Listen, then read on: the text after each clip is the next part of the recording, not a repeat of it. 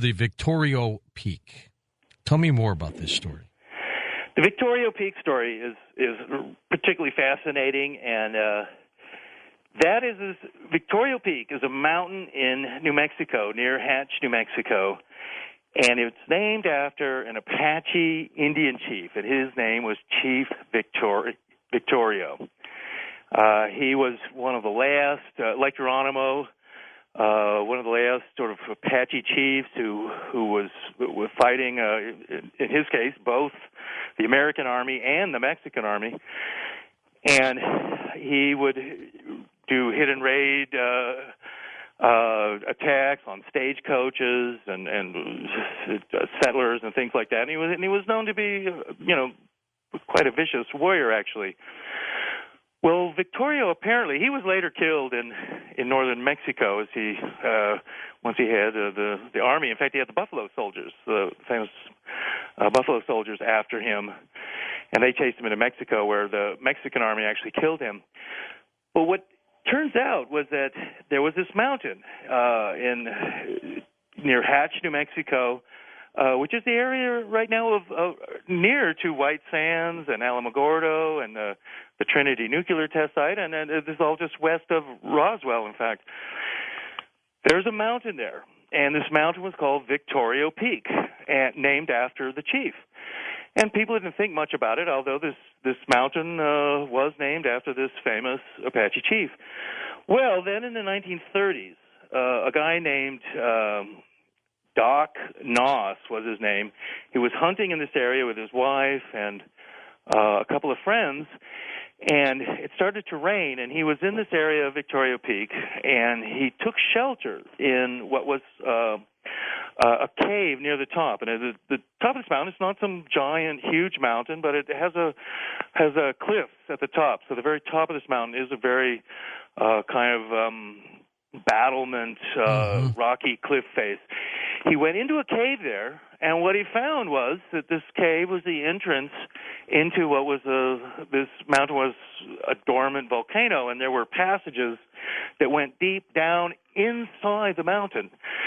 And what he discovered as he went down in there, and he began making a number of trips to Victorio Peak, was that this was a natural cave system, but one that also had been used by Victorio, and before that, apparently, by Jesuit priests who had a gold mine nearby, or actually inside this mountain. And what this guy, Doc Noss, found as he went deep down through this cavern system, there were carved steps and things like that leading down inside this mountain. There was a river that flowed through the bottom of this thing. It was now in a big cavern. There were rooms there. In these rooms were stacked gold bars. There were people were chained to the walls and things like that. Victorio had been torturing them. This was his secret hideout. Nice guy, right? Yeah, right. And it's out of some, fantasy Western. And the whole story gets even more and more bizarre as it goes on. Apparently, there was $1 billion in gold inside this mountain. Some of it was refined gold bars.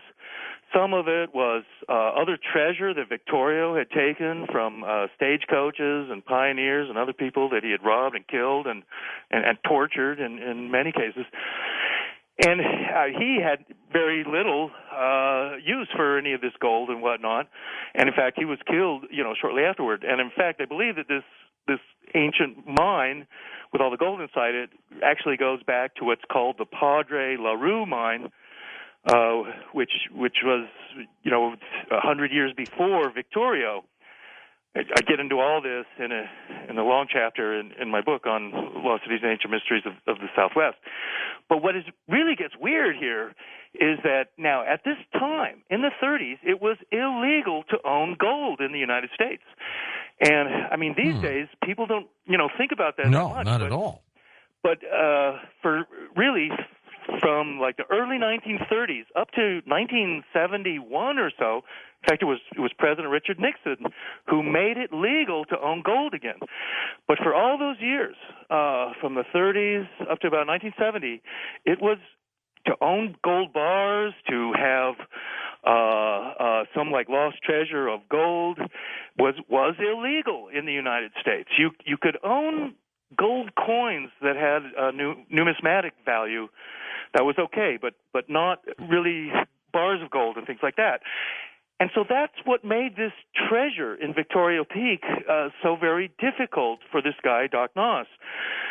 So this became then another strange story with him trying to sell these gold bars in the 30s and 40s. And what you could do with gold back then was you could try and get it to Mexico. So he would have to smuggle it. He would take it to El Paso. Then he would go across the border, and then at pawn shops and stuff like that. In Mexico, he could then sell this gold at probably not a particularly good price. Sure. But he would get some of it. But this went on for years. But then he would try and get partners and things like that. His wife also became part of it, but then he got divorced from her. Her name was Ovanos. In the end, because of all the shady deals, Doc Noss, was a very suspicious person. He didn't trust anyone, and possibly for good reason. He was always being afraid of being double-crossed. He would bury the gold out in the desert, although people had a pretty good idea of where it was coming from. And ultimately it was coming from this mountain, Victoria Peak. Doc Noss eventually was shot and killed in 1946 in Hatch, and there's a famous story. There was a photo of him lying dead near his pickup truck and stuff like that. So that ended it for him. But then the story keeps going, where his ex-wife would go and went to the Denver Mint. They tried to make a mining claim on the mountain and claim it as a gold mine, that they were going to work as, like prospectors, although in fact the gold was already stacked up in bars inside the mountain. What happens then is it gets really strange, because there was so much gold inside this hollow mountain. I mean, it was like $1 billion in gold. Jeez, sounds like it's King Solomon's mine. Well, that's right. I mean, this was enough gold to buy and sell whole countries. I mean, it was such a huge amount that it's mind-boggling. And what happened to all this gold is really, really strange. And apparently, somehow the Army, and there are stories that Lyndon Johnson, before he was president and then while he was president, somehow got a hold of this gold. What happened to this mountain was, in 1960, it became part of the whole military range that's all about Alamogordo and the Trinity Test area, and that area became expanding in the after World War II, and so they expanded the base to include this mountain, and at that point, the Army started to do stuff there. They went and built a road up to this mountain. They put an iron door into the mountain. I mean, to seal it up. Ovanos, and in fact, get this: even the governor of New Mexico, Bill Richardson, who